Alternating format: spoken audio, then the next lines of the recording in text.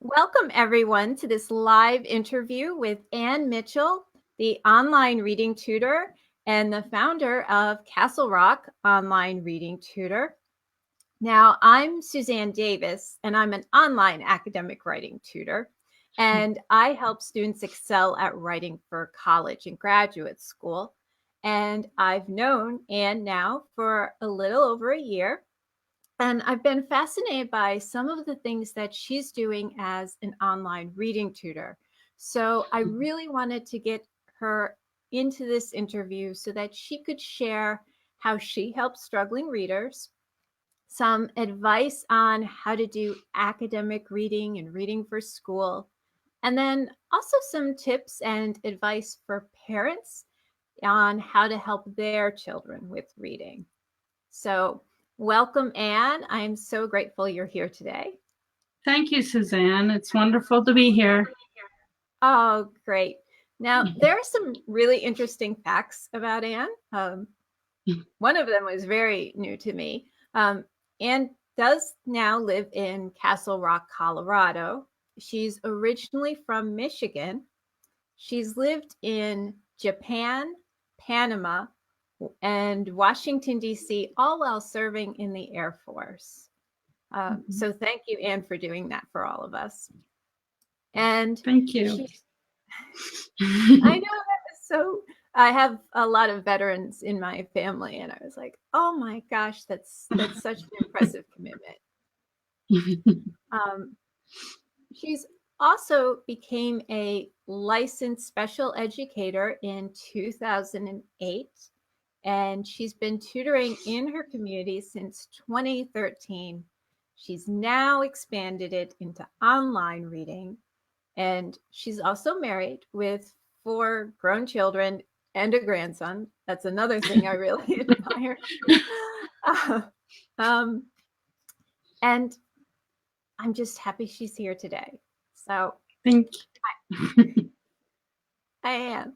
I have questions for you. And I also want to let people know that if they have questions for you, that they can just type them into the chat and I'll ask them as we're going along or at the end.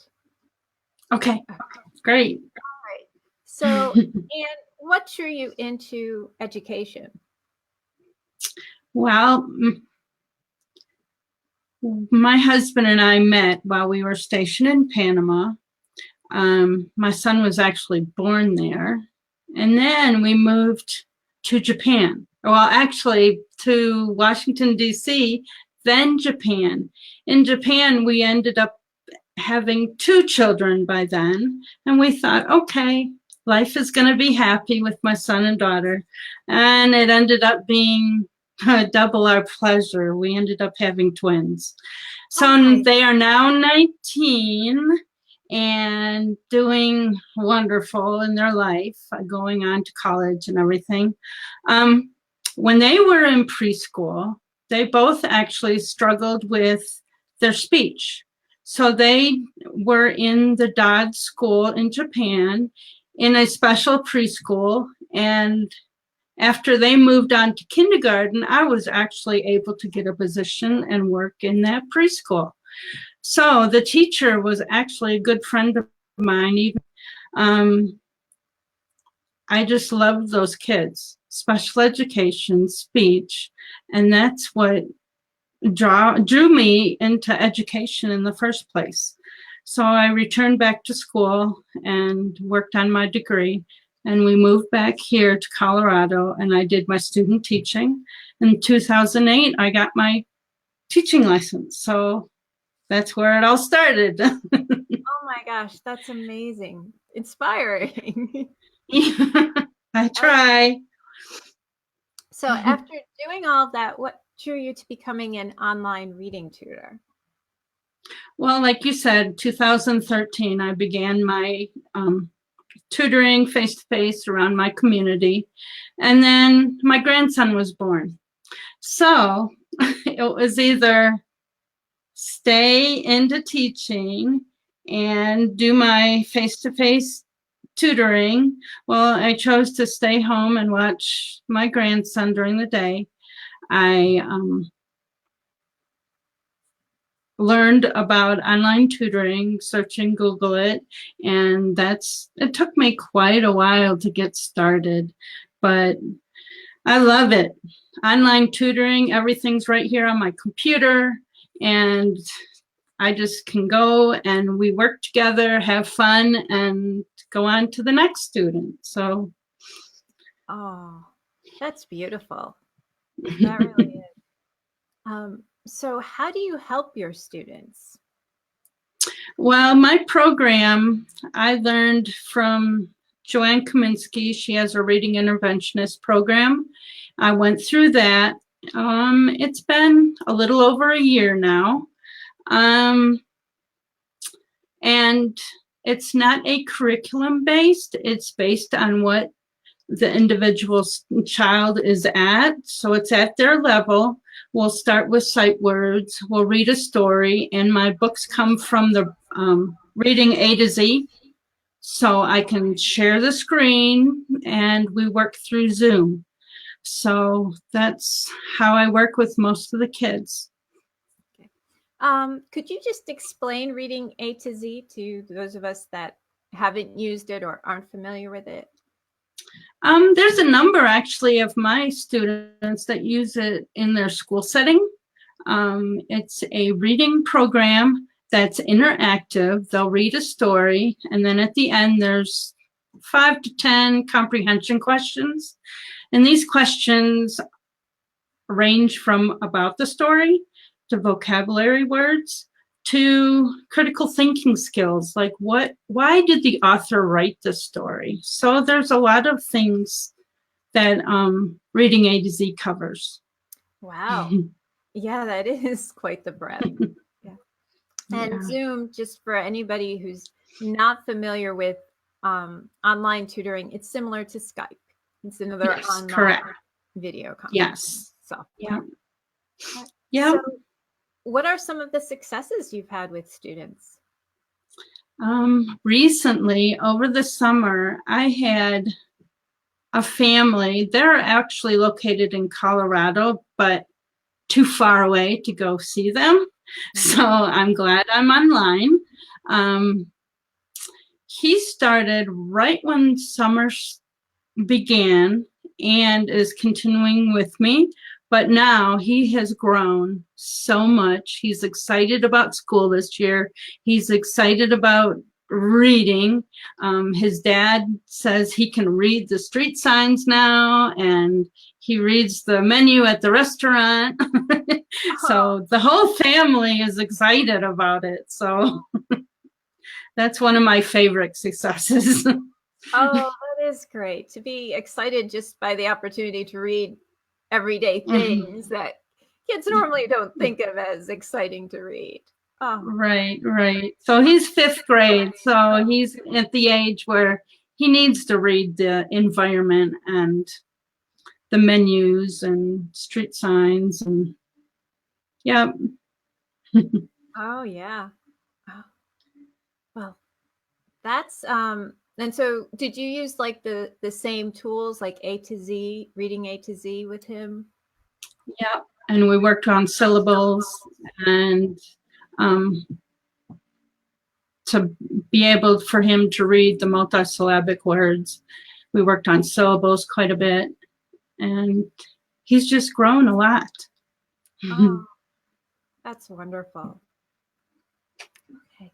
So I asked you here because I have a lot of students that with academic writing need to do academic reading. And I really wanted to hear your tips and your advice on how to do that academic reading.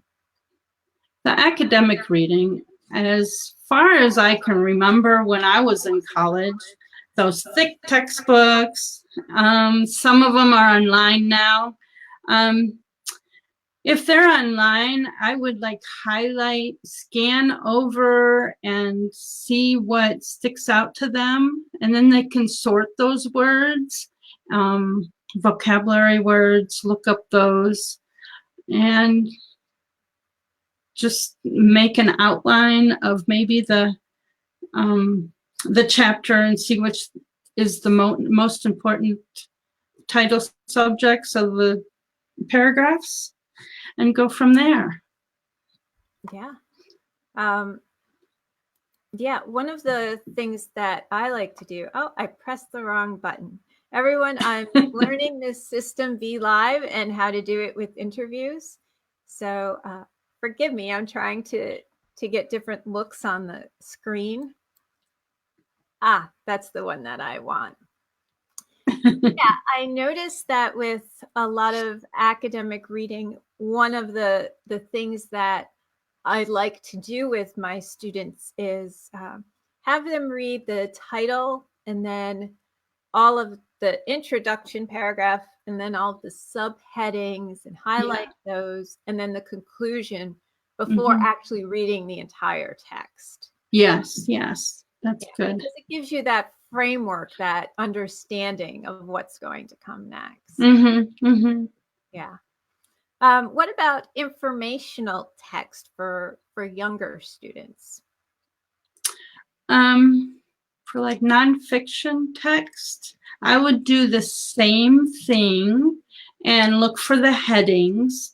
Look for the younger children in the stories that I read. They're usually in bold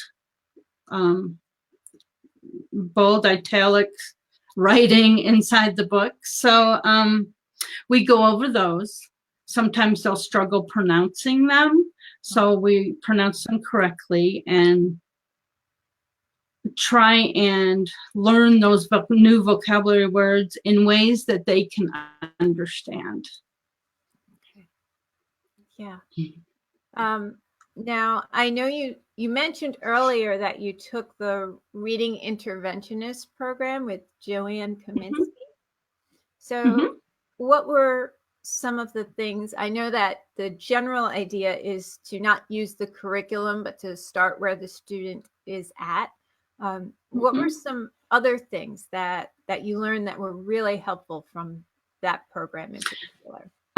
That program showed us what kind of assessments that we could use when we first meet the child. I always give a free assessment. And then we gauge. I usually do it every 10 weeks, 12 weeks. We reassess and see how much they've grown. Other things that she had taught us is different websites we could use, and like spelling A to Z or vocabulary. I'll put a link down below and share the Interventionist if they want to sign up or anything. I can do that. Oh, that would be helpful because I know that Joanne's going to be starting that program up again, and that people can get certified as reading interventionists. That's right. That's right. Okay. And then what are your tips and advice on just for things that parents can do to help their children with reading?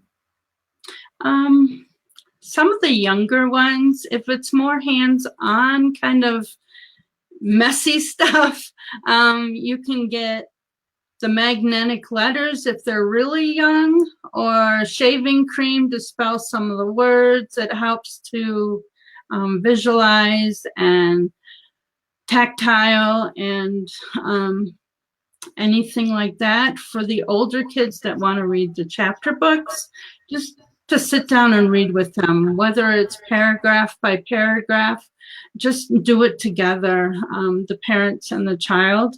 And then if they have a favorite book, just reading it over and over and over just builds fluency. You might think that they memorize the story, but the more they see those words, the more that they're going to recognize it in something else. So those are a couple of the suggestions I provide for parents. Oh, wow. I never heard of that one before, reading the favorite book over and over again. But it does make sense that they'll start recognizing a lot of those words and everything in other texts. When you suggest that parents and children read together, does that mean that the parents and the children take turns reading? How does that work? Yeah, the child can do the first paragraph, mom or dad can do the second paragraph, and just try and build up so that they are reading at the parent's speed. And fluid, so that they're nice and they're understanding what they're reading. Because if it's really choppy, I don't think they understand it as well. Right. Okay. That's interesting. Hearing that fluency and reading from the parent and then trying to get up to that level. Mm-hmm. Yeah. Not so fast that they can't keep up, but just nice and gentle speed. So. Okay. Do you work with any students from other countries? Actually, I do work with VIP Kid in the morning. I usually get up at 4 since I'm Mountain Standard Time right now. It might seem silly to get up so early, but those kids are so fun to teach, and the smiles that they bring. So I teach for about 2 hours every Monday through Friday. And right now in my reading or my personal reading job, I don't have anybody overseas yet. I look forward to it though.